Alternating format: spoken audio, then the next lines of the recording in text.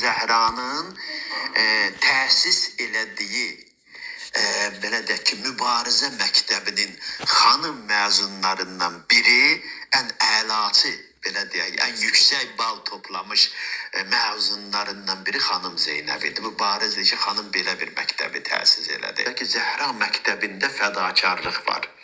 Zəhra məktəbində elə bir məqamlar var ki, yəni bugün ağıl onu dərk eləyə bilmir, ağıl onu qəbul. Bəlkə də bunu eşidənlər bugün xurafat kimi qəbul edirlər.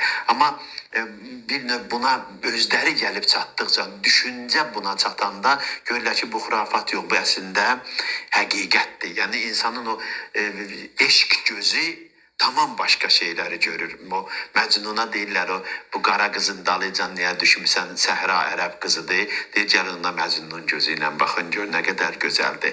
İndi ağrılar da, acılar da, çətinliklər də, istirabların hamısı Həzrəti Fatimə məktəbində ilahi rizayətlə müqayisə olunurdu.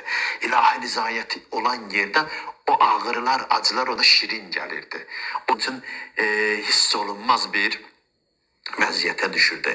Fatimə Zəhra həm bir ana kimi, həm bir deyək ki, peyğəmbər qızı kimi, həm bir zövcə kimi, ev xanımı kimi, həm fərdi ictimai həyatdakı fəaliyyəti ilə dünya insanlarına nümunə olacaq bir məqama yetişmişdi.